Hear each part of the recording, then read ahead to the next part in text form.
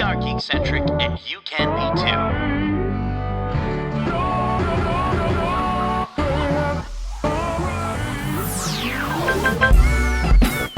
Love ya.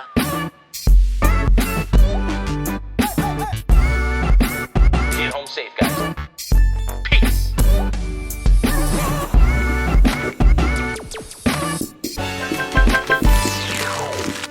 Welcome, foolish mortals. Geeks, to the scariest, most terrifying podcast in the entire world. Well, probably not, but we do hope to have a hauntingly good time.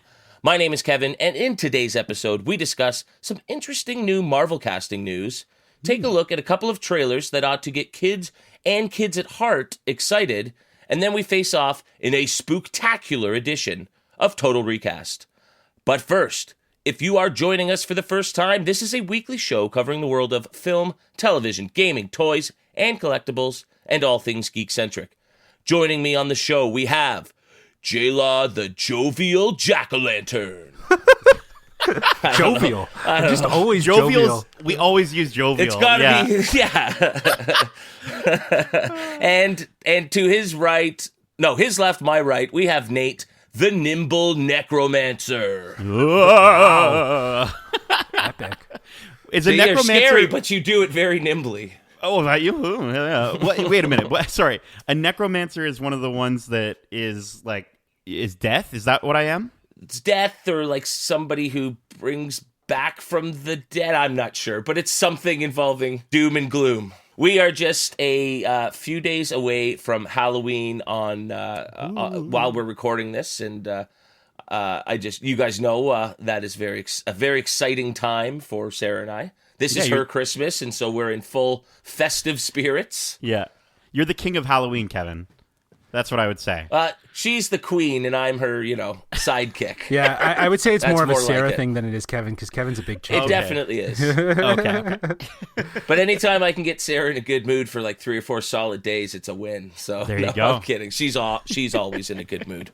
But yeah, so I will quickly state to our audience that we had an episode recorded last week, and due to some technical difficulties, it disappeared. We'll say it'll never be heard again. It lost to the ages. It's wow. And it's in the archives. And in my opinion, it might have been the best one we ever did too. So it's a real shame. Yeah. But last week we did talk a bit about the new Aaron Sorkin movie. And we had a great discussion about that. I think the general consensus was that it was another solid outing from Sorkin. Maybe not his best work, but definitely worth the watch with some great performances. And I think the standout performance was probably from Sacha Baron Cohen. Mm-hmm. And I think after watching that, we all sort of went exploring because of it into some things for our watcha this week. So guys, did the performance in that movie sort of inspire you to check anything out this week? Nate, why don't we start with you? Oh, it might have. I think there was a couple things that we definitely checked out. For me, more along the lines of Sorkin, I actually moved into. I was taking a look and seeing hey, what else has Sorkin made recently? Besides, I know he did the Facebook movie, but Steve Jobs, and I'm a huge Apple fan, and anyone who knows me... And you haven't seen it? You hadn't seen it yet? I had never seen Steve Jobs. Justin was yelling at me over the phone. He's like, how dare you? You're just lucky it wasn't me. I would have been yelling even louder. Well, I was...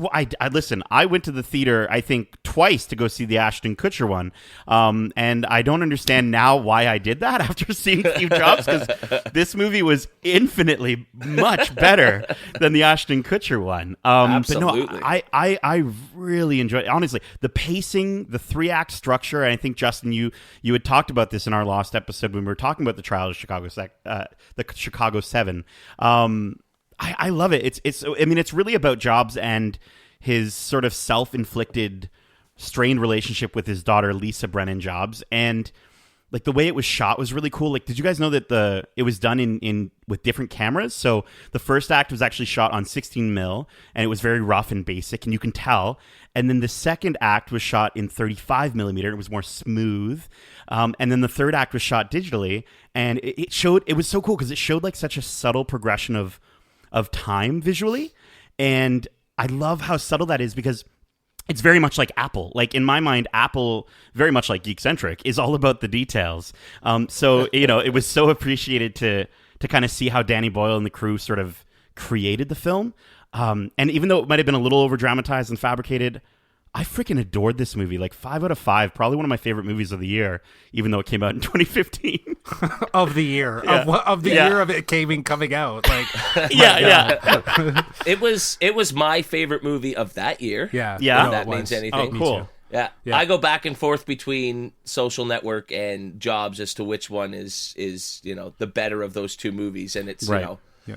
what ranks closer to 10 out of 10, that's that kind of, they're both excellent movies. But yeah, welcome aboard. Yeah. Welcome aboard. Yeah, no, I think Jobs is probably one of the best examples of Sorkin's writing abilities to just distill 3 important moments in Jobs' life within the confines of a 3-act structure. It literally looked like it was like a movie play. We've all talked about this, I think, in off conversations. But yeah, I think it's so well done. And you're right, like how Danny Boyle was able to, I think, integrating the use of 16 mil and 35 and digital was more to speak of like the time in which they were depicting. So I think it was like early 80s. It was 1984, if I'm not mistaken, when the first part is. So they used 16 mil and then 35 mil, obviously, for, I believe, which was it the Next Mac or was it Nexus? No, it was Next. Yeah, it was Nexus. Next when he was at Next. Yeah, so when he was at Next, another big moment for him as he kind of moved himself forward. And then obviously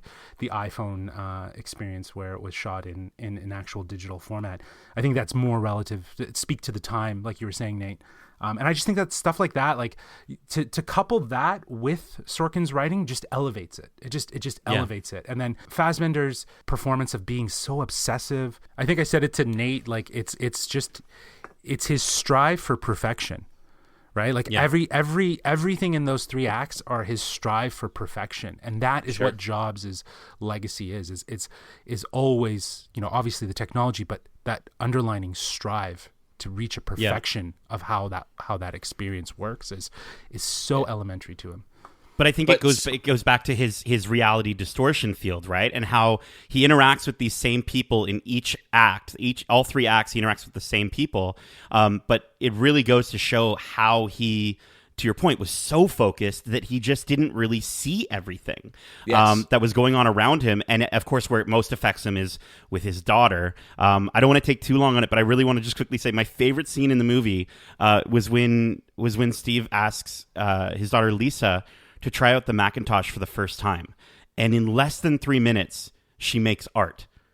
You know what I mean? Like, it's not very good art, but she goes from never touching a Mac in her whole life. She knows it's a computer, but she's never used something with an interface before. And she goes from that to just him saying, listen, there's no way you can hurt it. It's not going to hurt you. Feel free to explore it. And in 3 minutes, with him just being unattentive to her, she makes art. It's just, it's so good. All wrapped up in a Bob Dylan song. Perfection. Yeah, it was a really well done scene. My favorite like single moment or line was when they were talking about the Newton handheld. And why it didn't work, and he says, while mimicking holding a pen, when you're holding one of these, you can't use the other 4 you've got, like and it was just like boom. It's like a mic drop moment, and I was just like, so good. Yeah, that was a great moment. No, that was terrific. So again, if you've seen Chicago 7 but not that, or if you've seen Steve Jobs but not Chicago 7, or really any of Well, I just wanted to say the one thing that stands out as it being a huge difference between those 2 films is obviously the director's approach. Sorkin is very new to directing. I would love to have seen this film directed by someone else other than Sorkin. That's it. Yeah, that's it. And I think, that's just like a difference in, our appreciation for movies and like the things we look for most. Whereas I'm like, I don't care who's, telling the camera where to point. I just want to know what the words are that are coming out of people. You know what I mean? Like, I'm so much more about the script than I am, an artistic style. Like, I wouldn't, be able to tell a difference between a Sorkin directed or a Danny Boyle directed necessarily. You know what I mean?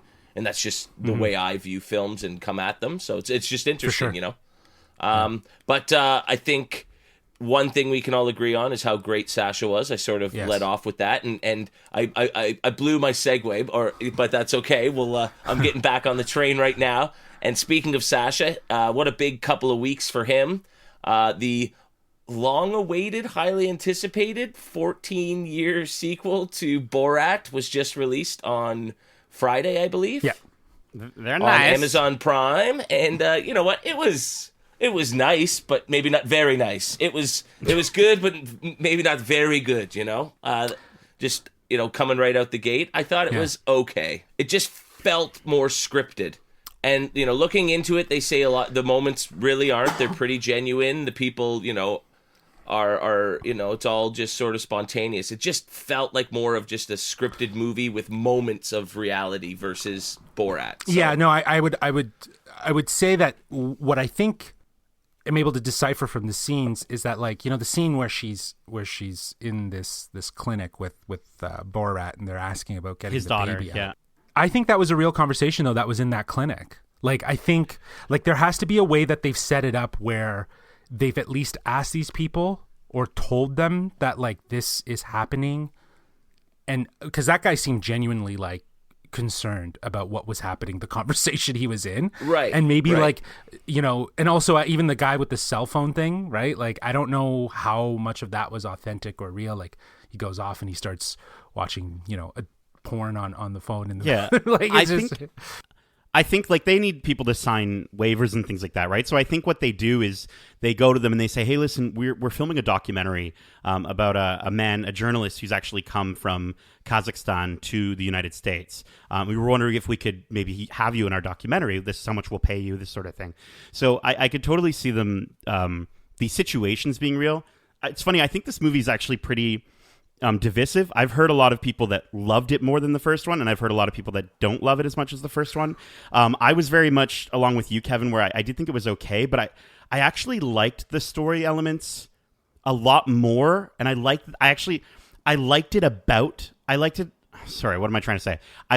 fact that they included those story elements in this one, where that was really lacking in the first one for me. Just kind of the first one being a dumb story about him trying to meet Pamela Anderson or something. So, like, I love the father-daughter relationship. You know me, I'm very schmaltzy. I really enjoyed how it ended. I thought it was really cute and endearing.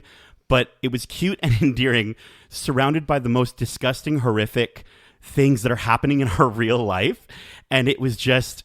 It's just a message. The whole movie's a message to get out and vote. I really do think, because even at the end of the movie, and this isn't a spoiler, but I believe it, doesn't it actually literally just say, like, vote at one point? Go vote, right? Yeah. So I do think this was very much used for that specific reasoning. But yeah, I enjoyed it. Am I gonna, like, do I want to watch it again? Not really. Yeah, I'll probably never see it again. That's a good way to evaluate it, almost, in that sense. Yeah. I mean, I get the stories, and I think from what I've seen, he kind of had to shape the structure of the third act of the basically half the movie around, the fact that the pandemic broke out as he was filming this movie, you know what I mean? And so I think the way he utilizes that to sort of help shape a story, and then also the story more of the the relationship between him and the daughter, it's fine. It's just not what I'm looking for in a Borat movie, I would have been almost happier with just more of the same, but I think it, just because, I don't know, I think the first one is probably one of the funniest movies of the last 20 years. Interesting. And, I rewatched it leading up to this.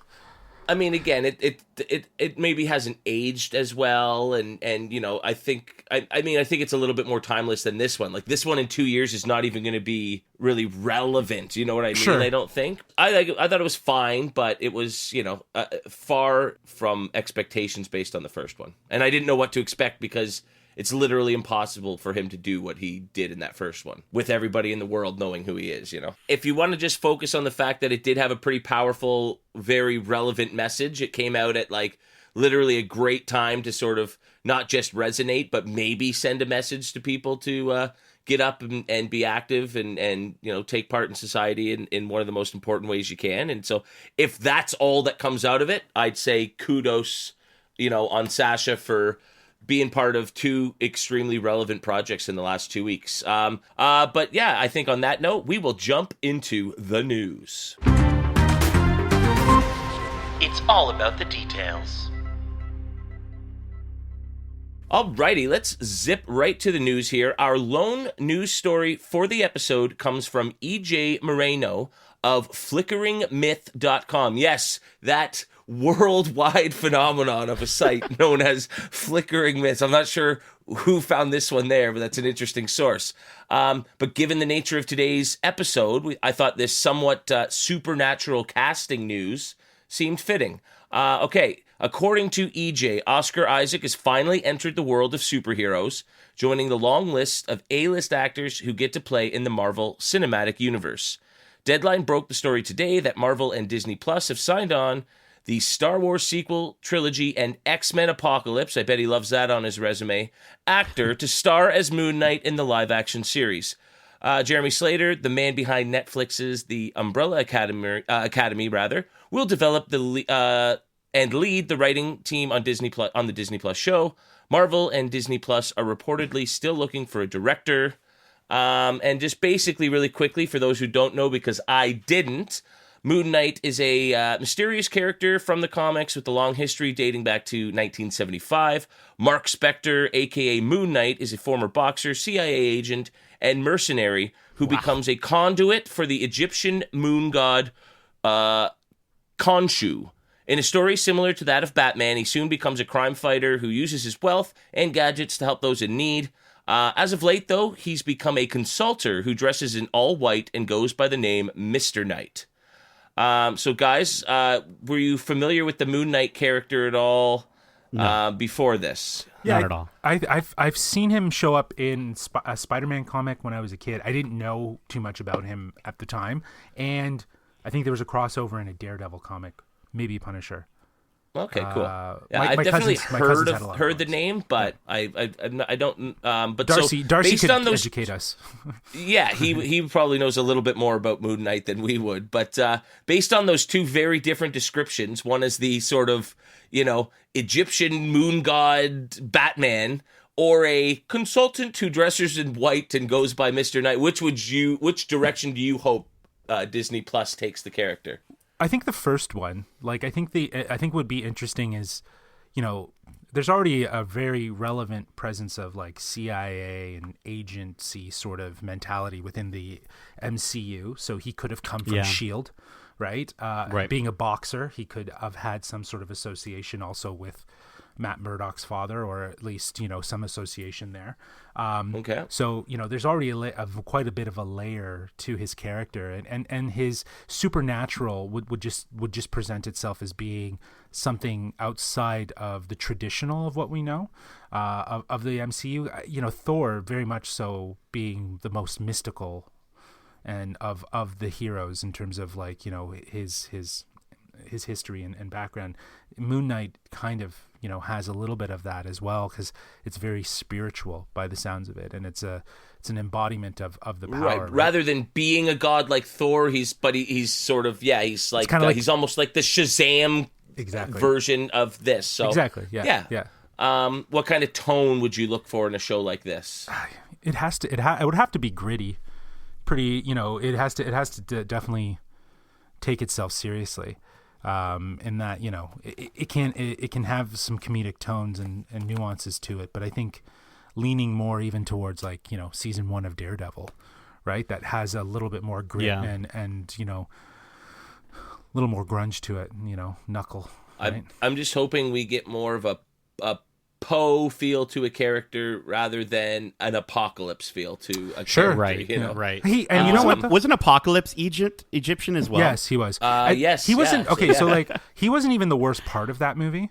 The worst part of that movie is how they utilized that character. right? Like Yeah, they just didn't. Yeah. They He didn't do a have good much job. to work with to make it cool. Of course, yeah. And like his character at the beginning seems really, really cool, but where they go with it, it just ends up becoming another Avengers, end battle sequence, right? Like, oh, the world's coming to an end, right? So, he gave it his all, and that's the thing with Oscar Isaac is he gives his all into these characters that he takes on, right? So it's exciting to see when Dune finally comes out, what he's going to be like in that. I want Batman. I want Marvel Batman. Like ultimately, right? Like I'm reading here like some of the similarities, like the fact that he has moonarangs instead of batarangs. Nice. And just like the whole aspect of spoilers for the MCU if you're not caught up, but we've kind of already lost, sort of that rich sort of philanthropist character, right, from Tony Stark. So to get it back with somebody like this, I hope but I kind of hope, to your point where you're looking for a Poe Dameron, I hope he's a jerk. I hope he's an awful person, and he becomes. Don't we likable. already kind of have that with Doctor Strange?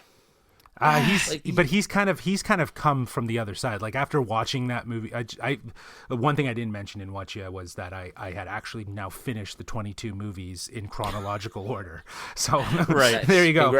Congrats. So, but the one thing that was interesting watching Doctor Strange, because you guys know how much I dislike that movie, is that at the end he's quite the opposite of what he was when he started. He has more humility. He has more concern. He knows that he's destined to have to serve a bigger purpose. I do agree with you though. I think it would be nice to have someone that is a little bit of is cocky as a dick.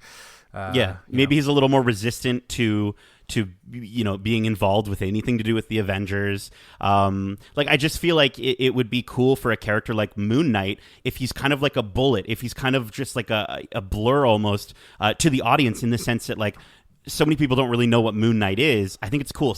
Play with that. Stretch that out a little bit. Give that mystery of like, who the heck are we even watching here? By the end of season 1, we still don't fully understand who this guy is. And I think that would be really, really fun to kind of see. But that's what I would want. And it's the first almost origin type story that Disney Plus is doing, right? Like the other Marvel shows we're getting are all very well established characters in the MCU, whereas this is their first crack at that sort of origin show. Well, there's 2 more that are coming. So She-Hulk and Miss Marvel. Okay. Miss Marvel. Right. Okay. Perfect. So, so they'll be in that sort of. This will be in that line of storytelling, and so it's always neat to see how they're going to, give you get 10 hours of an origin story versus 2. Right. From a traditional movie standpoint. So it definitely does lend itself to sort of stretching that out, like Nate said. I kind of like that idea of keeping the mystery alive for a long time. It's like Daredevil, man. Like honestly, the first season of Daredevil was solid. That's like it was really, really, that's really probably good. one of the best realizations of Marvel TV,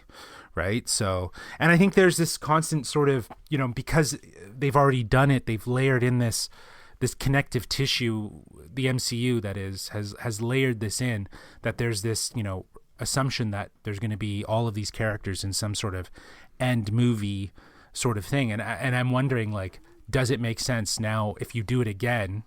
Because it made sense for Endgame and Infinity War based on the threat. So what's going to be the threat that's going to inevitably bring in characters like Moon Knight and Miss Marvel and She-Hulk and who else? Shang-Chi, you know what I mean? Like all of these characters that they're going to hopefully introduce between now and the next epic piece, right? So it'll be interesting to see. I think the Immortals is meant to sort of get us started on the next big bad. I hope so. I think that's the intention of that one, is that we're going to get sort of more in line with their I keep forgetting about that movie. Well, because it's been postponed. Yeah, and it was announced, and you got like really detailed, like not production stills, but all the characters in their outfits and stuff. Jon Snow's going to be in it, and then it's dipped off without a trailer. I think that maybe even hurt it. A teaser would have been nice, but I don't know if they had even had a chance to really film yet. Well, they have. I think they've almost wrapped, but I think the reality is that I don't. So they could have put a teaser together by now. Like, look at how smart that was for the Batman, right? To just put out something just to keep you going. Oh, I can't wait for another year. I wonder though. You might be dropped right. The ball on this one. You might be right. They might be. I'm certain that they had already wrapped though, because that was supposed to come out November of this year. right? So then it would have had to have been mostly filmed to go into post-production over the summer. So absolutely. So I'm wondering what was the holdup with like at least a trailer or a first look at like what's going on. So they're the geniuses at Disney, so they must know what they're doing. But you know what? That almost feels like a good cue to move on to our next segment. It's trailer time.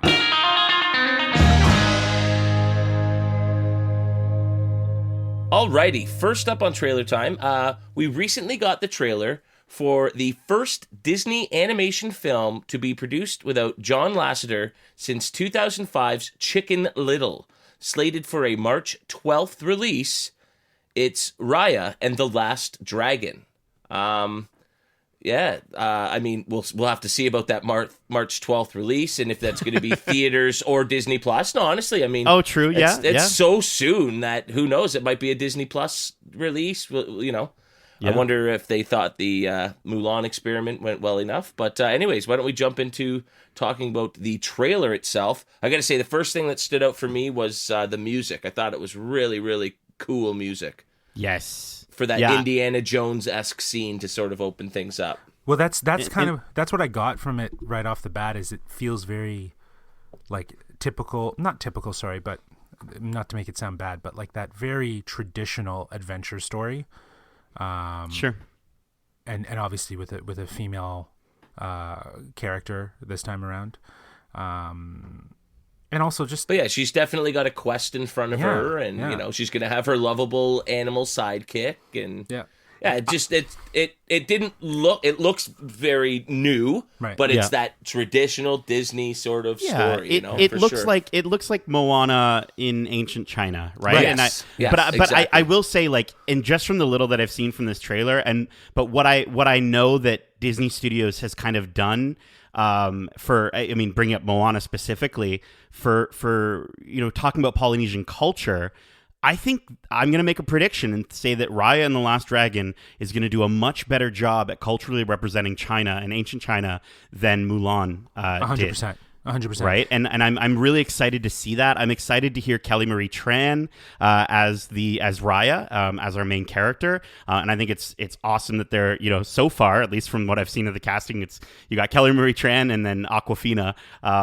They're so far going with an all Chinese cast, so like I think that's super cool, and I hope that prediction comes true. But yeah, I'm so stoked for it, and I'm stoked to buy little plushies of that little rolly thing, whatever the heck that was. Tuk. What a name! Oh, perfect man. name. Yeah, it's so cute. That's your Halloween costume, man. Next year, honestly. I mean, just put a shell on. You'd look like Ross. That episode of Ross when he dresses like as a what was it? the Hanukkah armadillo.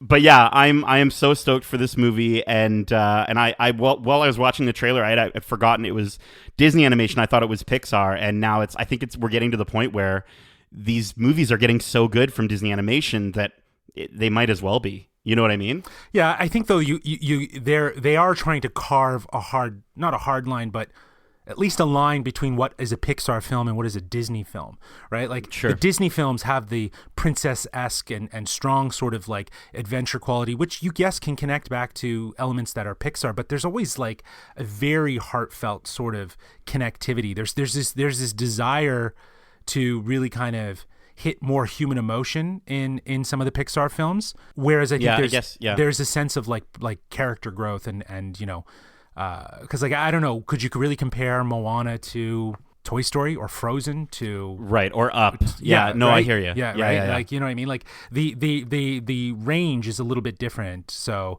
but I think that to your point though, the animation is getting so clean. I wish we could have seen a little bit more. I think they just only really kind of introduced us to the character. They didn't give us enough. It's a teaser, right? It's a teaser trailer, sure, though, right? But like it was in terms of like it looks good. I'm interested. I do want to see more, so I guess it worked. Yeah, see, I'm set. I'm it. I'm done. That's all I need to know. I want to see that. I don't want to know what the story is. I don't want to be able to try and piece together how her adventure sort of is all going. Like that's my least favorite part about trailers these days is that they give you too much. But yeah, I think this trailer is giving us giving us a glimpse, a taste of young Raya, and like kind of her at the beginning of the movie. I think we are seeing really literally the beginning of the movie. And then I think we're getting, obviously, it cuts to showing her when she's a lot older, and I think that's going to be where the main focus of the story is. Yes, but, absolutely. I agree. I'm super stoked. I also got mad Avatar, The Last Airbender vibes from it. And I'm just so excited. It just looks so good. Oh, honestly, it's probably my most looked forward to, at least animated movie of next year. Yeah, I would definitely have to go there, and as Justin, you mentioned earlier, we're definitely, be it Pixar or Disney Animation, we're going to get a lot of heart, I think, from it, and a sweet story. Now, another animated trailer that we're going to jump into will not have the same kind of heart and emotion, I don't think. Well, who knows?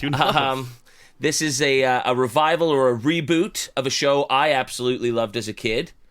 They're zany to the max. There's baloney in their slacks. They're animany, totally insane-y. Of course, we're talking about the Animaniacs. Yeah. I gotta say, that's how they kept pronouncing it in the trailer. I thought it was so weird. Yeah. Animaniacs. I thought it was the Animaniacs, but what do I know? Yeah. But, I think when it hit me the hardest was... you hear Maurice LaMarche doing Brain, and I was just like, yeah, because Brain was always my favorite character on the show, and so when I finally got to hear him, try to take over, and that was just like, yep, I'm in there. Done. Yeah, all the original voice, right? Like Rob Paulson, Jess Harnell, they're all there. Yeah, and that's what's nice about it is that they brought back the original voice cast. It's kind of going in the same sort of vein as Borat, in that it's a timely sort of resurgence of this. I think, Animaniacs, even as young as when I watched it, I didn't get the satirical qualities that are now very apparent. So much went over our head as kids. Absolutely, I'm sure. And like very like political or gender related sort of things, or just odd sort of stuff that they were obviously commenting on, and so for Hulu to say, what, let's get behind doing a 13 episode thing, it could be pretty interesting. And it looks like there's a wide range of animated styles. Like, I love that little quick scene of them in sort of anime style. Like an anime style looks so cool. So cool. I'm interested to see. It's Hulu. Unfortunately, we don't have that was the most disappointing news from Hulu. Anytime I see that, I'm like, oh, they might cross it over to like iTunes though, for like purchasing download. I hope it's on iTunes.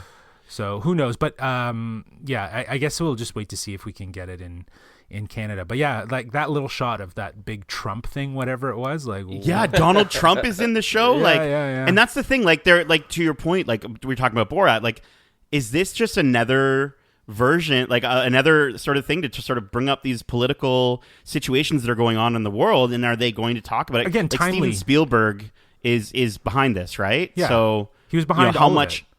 Right, but how much does he and the people that are writing this, how much do they, obviously they're updating things, but how much, like, again, it's still for kids, right?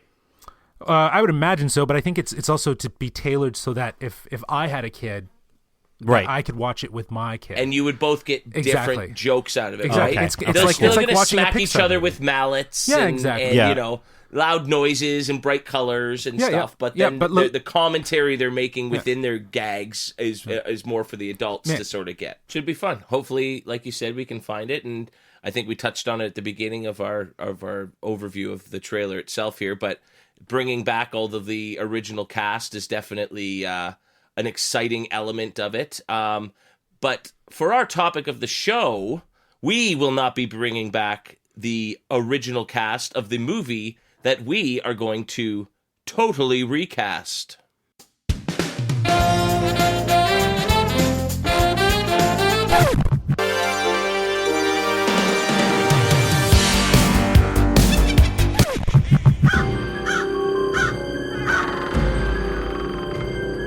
Total Recast. All right, so in the spirit of Halloween, today we recast a beloved 90s family film with laughs, some scares, and lots of heart. Released in 1995, Casper told the story of an afterlife therapist and his daughter who meet a friendly young ghost when they move into a crumbling mansion in order to rid the premises of wicked spirits. The film starred Malaki Pearson and Devin Sawa as the friendly ghost, Joe Napodi, Joe Alaskev, and Brad Garrett as his nefarious uncles. We had Bill Pullman and Christina Ricci, who move into the haunted house, and then Kathy Moriarty and Eric Idle as the ne'er-do-wells hell-bent on finding a mysterious treasure hidden somewhere in the haunted house. And so today, gents, we're going to recast the movie. We'll maybe start with a bit of a premise so we know if you've changed up the story a little. And then we'll get into the cast, if you have a director chosen. But J-Law, why don't we start with you? Okay, all right. I get to go. So yeah, I switched it up a bit. But I did lean pretty heavy on the original story because actually there's a lot that's really good that makes it kind of contemporary for now. It just needs a little bit of wiggling and some adapting. So I guess I can give you a little bit of it's very vague. I think there's a lot that obviously still needs to be figured out here. But the House of Whipstaff Manor is passed down to Gabriel. Her last known relative passed away, and the house has been left to her, and so she decides to move her and her daughter, Wendy, to the house to sort their affairs. Upon arriving at the house, Wendy, the keen daughter, senses that there is something more to the house. Upon her exploration of this vast mansion, she discovers Casper and his mean uncles and is taken on a whirlwind adventure where she discovers more and more about herself and the connectivity with the afterlife. That's an elevator pitch for you. Yep. Okay. So the premise is, instead of obviously a dad and daughter, I've done a mom and daughter.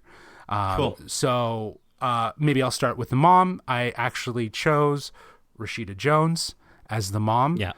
Nice. Smart. I thought she would be... I didn't want to go skew too old. Like, originally I had Julia Louis-Dreyfus, but I thought that might be too old based on the character that I'm going to choose for Wendy. Wendy would be my girl, Millie Bobby Brown. I chose her, nice. right? Yeah, of nice. course, right? So I had that on my short list as well. Yeah, same. For sure. I had Millie as well. Yeah. Yeah. So I had those two. They're the mother-daughter. The idea with that relationship, though, is that, I don't know if you guys are familiar with too much of the comics of Casper, because I did a little digging. But Wendy is actually Wendy the Witch, is a character. She's the good witch. So this would be kind of this element that would be hinted within this movie, is that she has a little bit something else to her that makes her so special and why she's able to really connect with the afterlife. So Millie Bobby Brown, I thought, would have the ability to kind of be innocent while also being very spunky and adventurous, to really kind of explore it and learn more. There would be this potential to create like a series out of this whole franchise, because I think it's not just a one and done where you could go with it. But in this one specifically, it would be more focusing about just the afterlife and seeing this afterlife. So, I mentioned the uncles. There would obviously be Stretch, who I chose as the voice, Sacha Baron Cohen. I did choose him as Stretch. Nice. I avoided using him just because. I couldn't. I know it's entirely. It just means because. we're going to have different lists. It's good. Yeah. But I could see him being Stretch, kind of the leader of the absolutely the three guys, and he could have a great voice, and and he could definitely put on a character very similar to the Stretch that was featured in the original 1995 movie. Now the Stinky and Fatso, these two characters that I casted are really interchangeable. They could be either or. I said you could go Seth Rogen for Stinky and Josh Gad for Fatso. Nice. Right, but either of them could be the other way around. It's just a matter of really if they want to. But that would be a really fun trio of characters for sure. Absolutely, and I think the idea is that in this story we learn more about the world that Casper's in, and Casper I chose Asher Angel, because I personally I know in the original movie, spoiler alert if you haven't seen the 1995 movie, but at the end. You see, is Devin, how do you say his last name? Devon Sawa, I believe. Yeah, Devon Sawa. You see Devon Sawa. Most notably of Final Destination. Yes, fame, right. Yeah. You see Devon Sawa, and they, he is Casper. I don't know if I would ever do that in this film. I think it would be kind of like maybe you would see his past, and maybe that's something that's part of the narrative is that, Wendy is learning about where Casper comes from, because I like the idea that he doesn't remember what happened to him and who these uncles are, but they say they're his uncles, right? Like he's trying to find a little bit more clarity around that. Right. But yeah, that's you're skewing a bit older I'd say a bit older for the Casper character than the kid ghost, but that's he's still a young ghost. Yeah, so I pitched them both at like 15, 16. They're both 15, 16.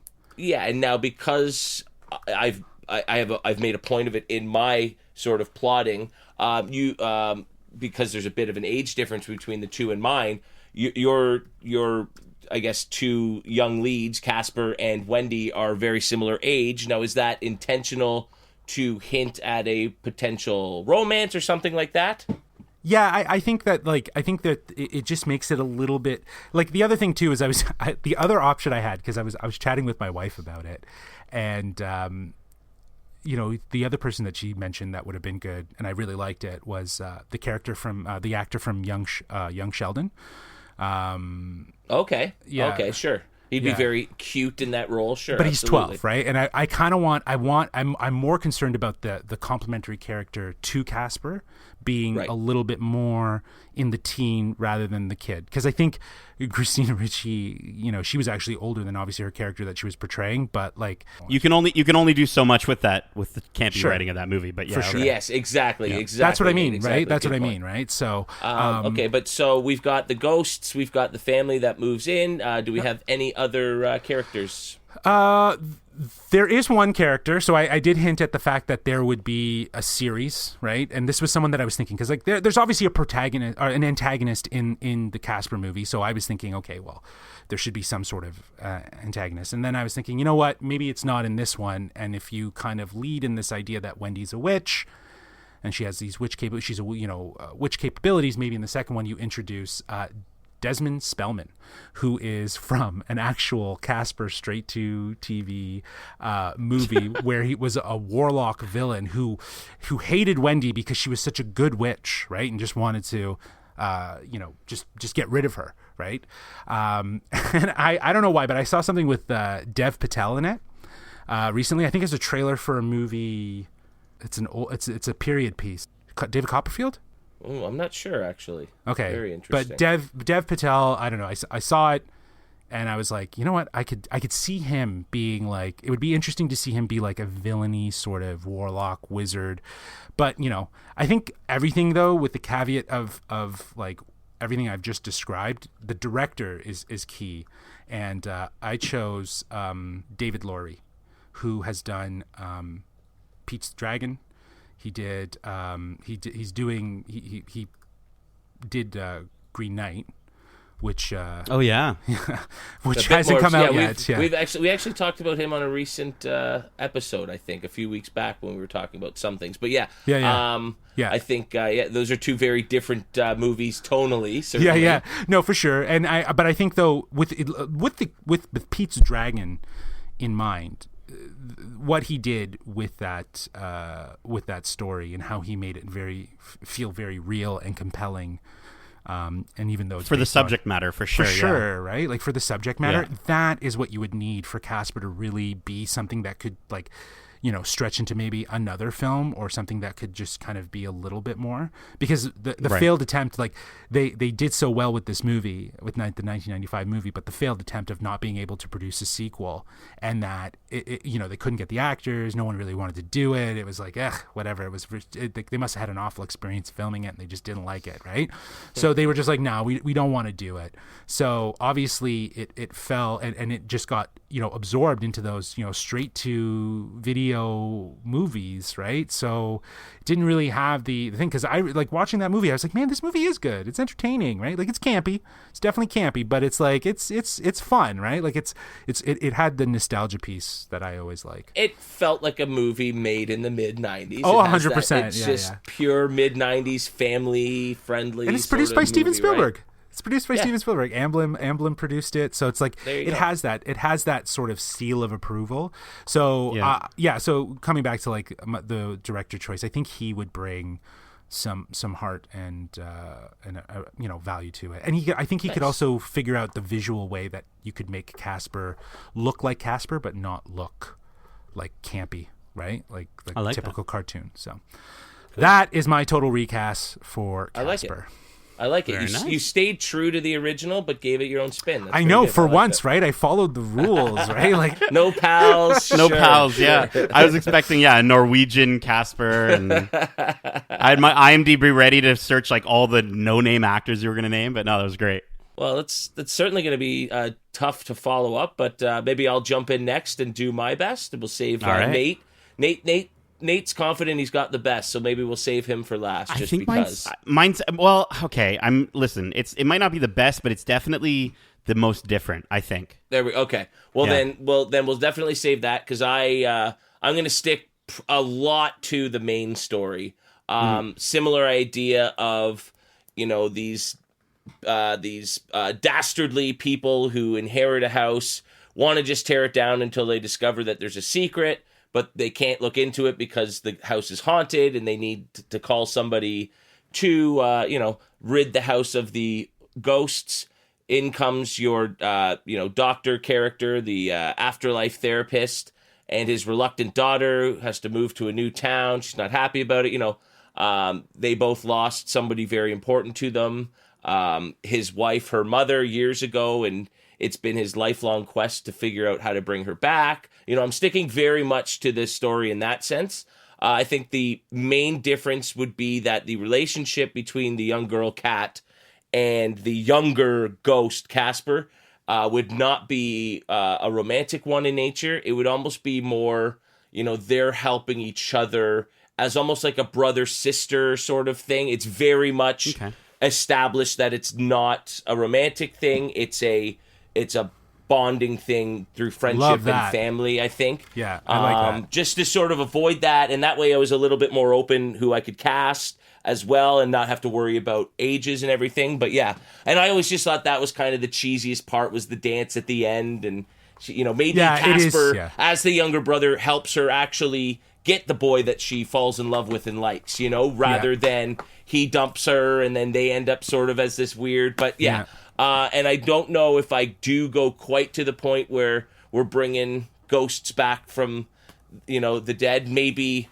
there's an instance where Dr. Harvey does finally get to say goodbye to his wife, as that's his quest throughout all of this, but it doesn't result in anything permanent for any of the characters. But so we'll just jump right into the main character. So for Casper, I've got in mind Jacob Tremblay. Best known for Room and Good Boys. I just think he could bring that innocence, that that sweet innocence that you see in The Room, but then also he could be a bit cheeky. What I mean? He's from his role in Good Boys there. So I think combining those two characters into a playful but thoughtful ghost kind of works really well. I think he'd do justice to that role. So then I'll jump to. I guess I'll save the trio of ghosts for a second here, but so we'll go to Kat and her father, Dr. Harvey. So for Dr. Harvey, I want him to be like very much the Bill Pullman straight man, right? Like just that straight up, just like no nonsense kind of guy almost, right? He's maybe a bit too sad to show too much excitement about anything, but as he's dealing with these ghosts who are zany and crazy and rude and all these things, he's very much the straight man. And nobody does that in Hollywood better than Jason Bateman. He's my dad there. Dope. That's a good cast. Great dad. He's a great dad. Yeah, I think he'd be a really good dad in that role. And then his daughter, I'm going to butcher this name, would be played by Thomasin McKenzie. she would be best known for Jojo Rabbit. Oh wow, yeah. Yeah. So the young lady from Jojo Rabbit would be his daughter. Been quiet and off-putting ever since her mother passed when she was younger. Her dad's a kook who believes in ghosts and stuff and all this. And I just think but then as soon as she's sort of discovering this afterlife and this world is very much real, I just think she could bring sort of that almost guidance sort of role to Casper that she very much portrayed in Jojo Rabbit. So I thought she'd really hit that one out of the park. Then we'll go for our dastardly trio. I actually went with a group of SNL actors or alumnists who I thought could bring the group to life. So as Stinky, I've got Pete Davidson. So the real bratty, younger of the trio, right? Yeah. And he just looks like he stinks in real life.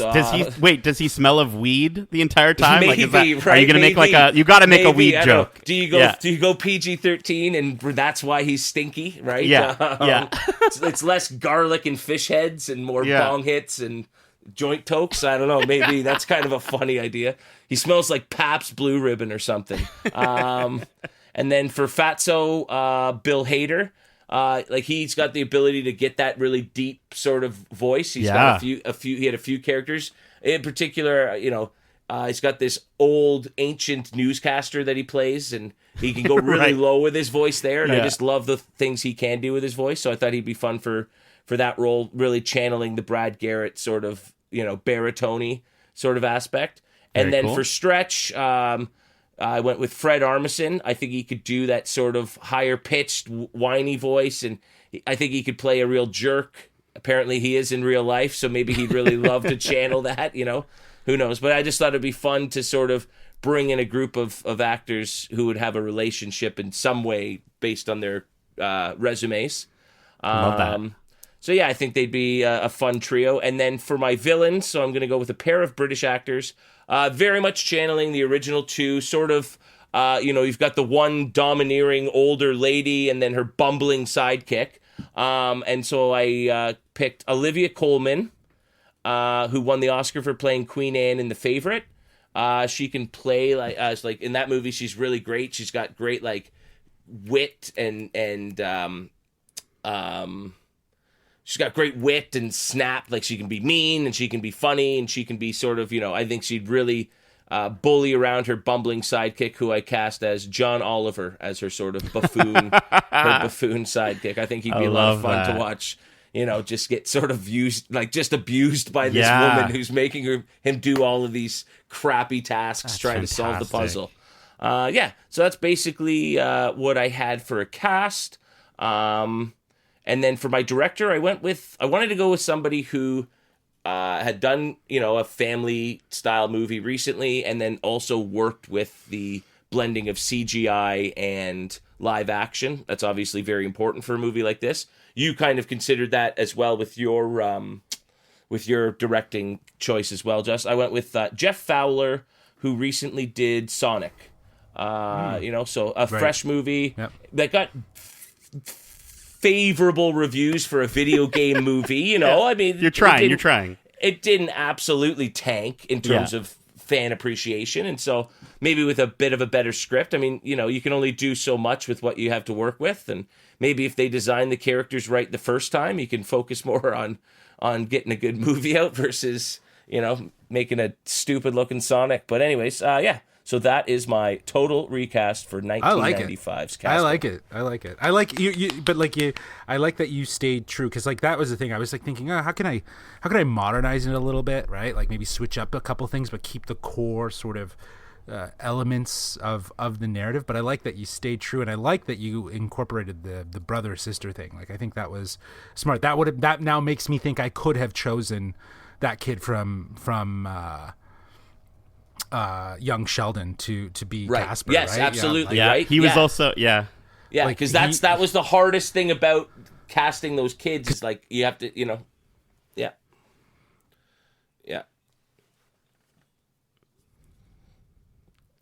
that was the cheesiest part of that movie.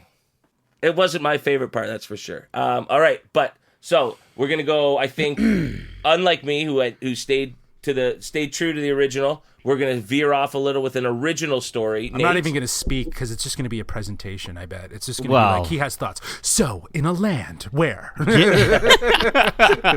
everyone sit down. If we don't start. It's make sure you got some popcorn. But then you're gonna like tell us that really Casper's Richie Rich. And it's part of the Richie Rich cinematic universe. Yeah, no, exactly. Thus begins my TED talk. I got a chance to watch Casper yesterday for the first time in such a long time. It's very cute and it's very, it's of its time. How old were you when it came out, Nate?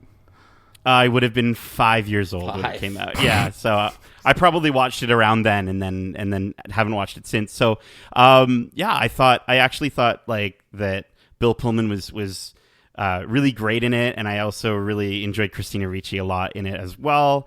And yeah, to your point, I thought it was the Casper character was just a little bit, it wasn't explored as much, and it's so funny that you guys mentioned. Some of the different people you were thinking for Casper. I was even thinking of Roman Griffin Davis, who plays JoJo in Jojo Rabbit. Oh, nice. Oh, that's awesome. As Casper, I thought would have been cool, but he'd be great. Yeah. And you could even literally just get the two of them reenacting their like brother sister / sort of almost romantic relationship from Jojo Rabbit with your movie, Kevin. But no, what I want to do, I'm going to switch it up because I do love you guys to sort of envision the characters in my storyline. I'm going to save the storyline until after I've given my casting. So let's go with the casting. I'm going to start with my Casper, which I think is the right place to start with a movie called Casper. Justin, it's funny you mentioned Asher Angel, or Engel, or however you pronounce his name, from Shazam, because for Casper, I am casting Jack Dylan Grazer, who is also from Shazam. And I just think he's got such a fun sort of. He's got great comedic chops for a kid. Yeah, for a kid, right? Yeah. I think he's really going to go far, and he's 17, so he's still at a good enough age that he'll work with the cat that I've chosen, but I'm going to save that for just a few moments. I did cast a few extra characters, which I'll go through really quickly. So, like, Kerrigan Crittenden, who's kind of the main antagonist, I cast, and Kevin, I don't know if you're going to be okay with it, but I cast Elizabeth Banks as Kerrigan, just because I feel like she can play such a big character, and I really am specifically like thinking of her sort of how she acted in Modern Family specifically. I think would be really cool for this role. Alongside her, Paul Dibbs is going to be played by Stephen Merchant. I think would be really fantastic. And he's another British. Be fantastic in that bumbling. Oh yeah, man. Just yes, okay, all right, yeah, I can do that. Yeah. So I think that would be fantastic for a British guy. For Dr. Harvey. I went with, and this is me playing it safe here. This was I was a little disappointed in myself, but I went with Paul Rudd. I think Paul Rudd would be a great choice. He was on my short list. Right? He's already my he's only old enough to be a problem dad. would be with it is that he's already going to be in a movie with ghosts as a dad. That would be my only issue. Otherwise, you can never go wrong with Paul Rudd. Right? And I'm like, choice. hey, you know what? Do you want to find a way to make that into the same universe? Let's do it. I mean, they did it with the first one, right? With Stantz being in the first one, right? Spoilers for the 1995 Casper, but not much of a spoiler. God, yeah. Yeah. Just really quickly, of course, we've got Vic and Vic's girlfriend. Because everyone remembers those characters. Jeez. They were Deep something. Dive. They were something in the movie. For Vic, I'm going with Chandler Riggs from The Walking Dead. I think he has the ability to sort of play like the attractive boy character. And then Vic's girlfriend is Ariel Winter, and she's gonna have blonde hair. And I thought it would be fun for her to sort of play like a mean like bully of a girl, because she's in Modern Family she's very much like the nerd, so for her to kind of play this sort of more, I guess, I don't know, hot bully girl, mean girl, I thought would be really fun. So those two I threw in there really quick. Let's move on to the three ghosts that will be accompanying Casper. For this, I decided to do a little bit different and do a gender swap. And for my three, I'm going to be having them being played by women. Almost. Let me clarify. For Stretch, Stretch is going to be played by Cardi B. Ow! Get Cardi B in there to have some fun. Yeah, I told you guys it's going to be different. Cardi B is going to be there. She's going to be having some fun as Stretch, and just all sorts of crazy. For Stinky, I went with Aquafina, who I thought could just have some really quick wit. And just, again, these characters are going to be a little bit different than what we remember them being. And then for Fatso, and this one you might need to look up, you guys, I went with Latrice Royale, who is a large and in charge queen of Drag Race. She is from, she's most popular on RuPaul's Drag Race, but she is a drag queen, and her thing is being a big woman. So I thought that would be super fun for her to sort of play off that with Fatso. Very cool, very cool. Not bad, right? That. It's fun. Yeah, it's different. Right? I would like to know how you explain the Here's my context. I'll get to my context. This is I'll get to my context. Don't worry. Keep going. Just keep going. I just want to know where this train wreck heads. Oh, come on. No, I'm digging. All right. So for Kat, I think probably being one of the most central characters, maybe to some degree even more than Casper, at least based off how the first movie was written, I chose Auli'i Cravalho, who is Moana, and okay. I think she could do a really great job. Again, sort of playing that sort of teenage, even with a little bit more teenage angst than we're used to seeing her with, but have that wonder and that sort of openness to get to know Casper and get to know the afterlife.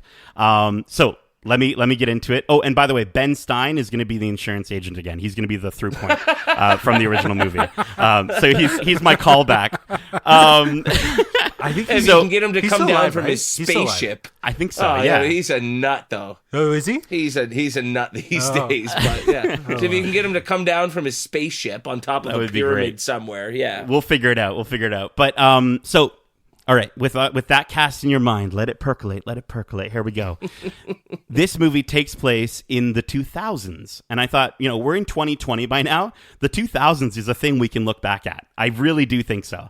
And so the movie takes place in the 2000s with the exact same situation happening, in which there's an abandoned property that is given to this woman who discovers there's ghosts. Anyways, the whole film is actually set on in an abandoned resort on the island of Oahu.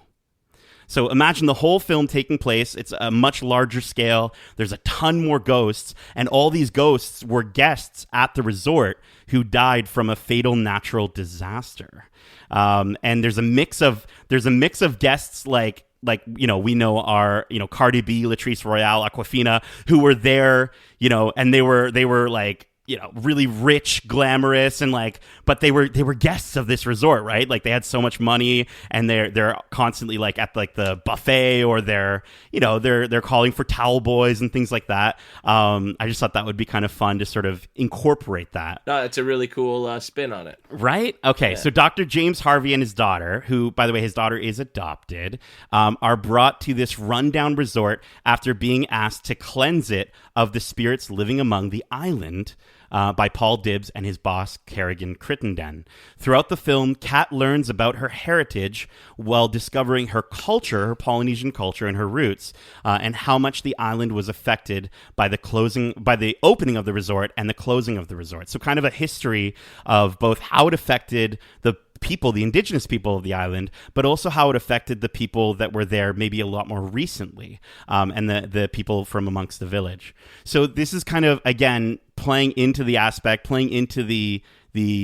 cultural heritage of Auli'i Cravalho, and kind of taking a different spin on the aspect of ghosts and the afterlife, because we've seen a lot of afterlife, in films like Coco. We've seen a lot of Dios de los Muertos, and we've seen a lot of afterlife, from in the standard way of just Ghost in Maine.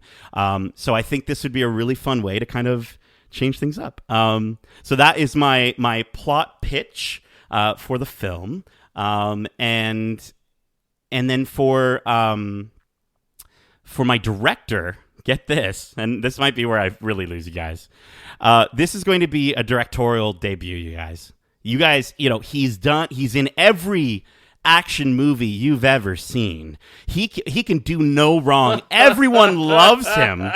Making his directorial debut, Dwayne "The Rock" Johnson is going to be directing this amazing movie produced by Jon Favreau. And it's going to be absolutely incredible. Releasing October 2022, and the movie is called Friendly Ghost. Nice. I gotta say, man, the cast was like just mind-boggling just because of how out there it was. Yeah, you kind of sold me on the way you changed the story, though. Okay, cool. Yeah, like I think the change of scenery, the different perspective on afterlife, and how it can, not just affect different cultures, but how I think you're going to look at how certain cultures can be affected by different transgressions of, say, the Western world or anything like that. I just think there's a lot to sort of digest there, and it would definitely take it in a completely different direction. Right, and Jack Dylan Grazer was a kid who was there with his parents when the disaster occurred.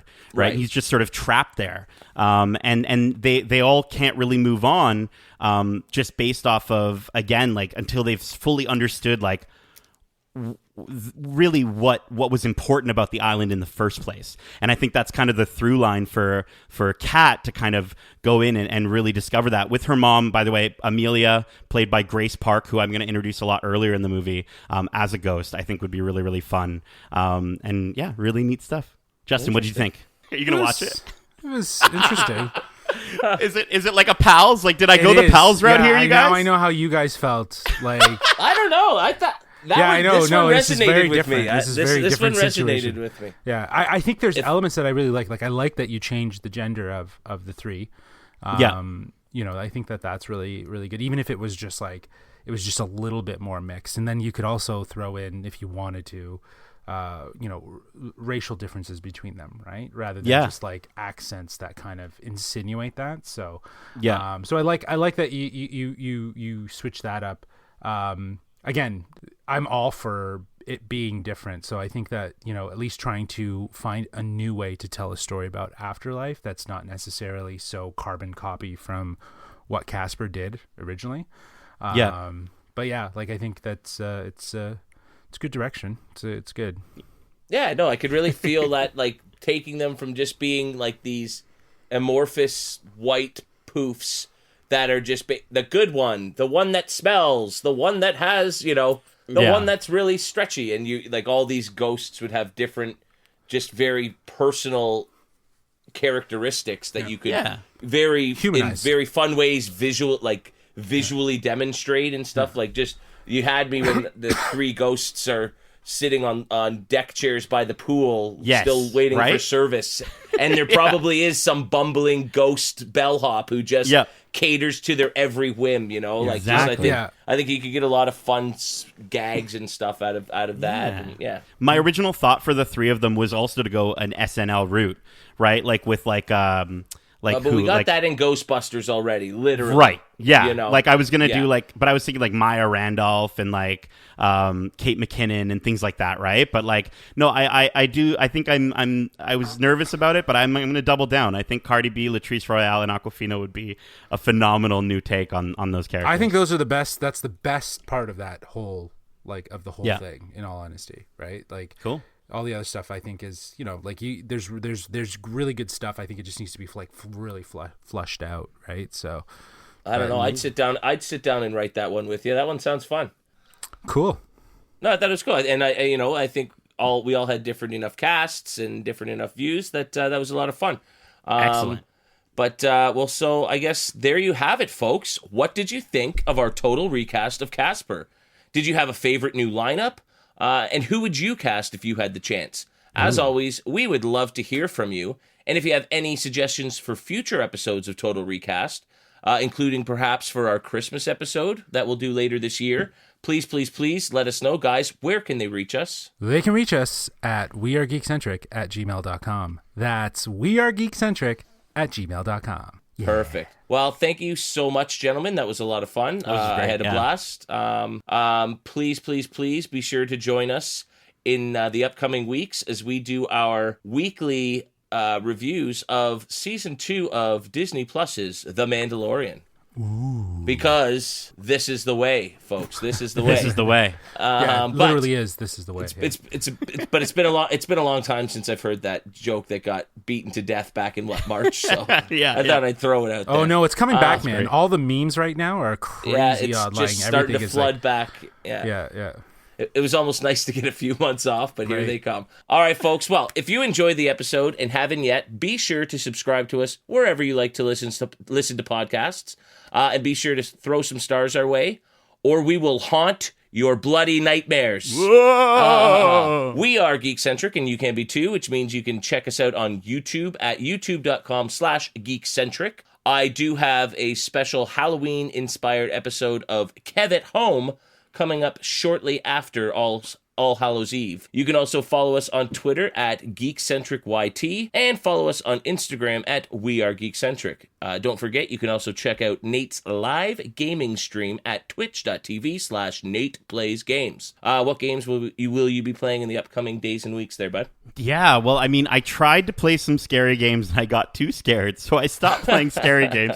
Of course, you can tune in on Tuesdays, Community Night. We're usually playing multiplayer games, maybe some Fall Guys. Sometimes we have a full cast. Sometimes you can join in too. Of course, on Sundays, every Sunday, Super Mario Sundays, sometimes at 8, sometimes at 9:30, depending on my work schedule. You'll just have to go to Instagram.com/Nate.playsgames if you want to follow me and find out my full schedule. But Super Mario Sundays is a blast, playing some Super Mario 35, some Super Mario 64 for the first time, and having so much fun over there. It's a lot of fun. Twitch.tv/NatePlaysGames. Come check it out. Nice. You're getting all those stars, eh? Getting all of them. There we go. Love it. I'm trying. Yeah. Love it. All right. Well, Justin, Nate, thank you so much for joining me for today's episode. Until next time, as we always say, love you. Stay home safe. Peace. Da-da-da!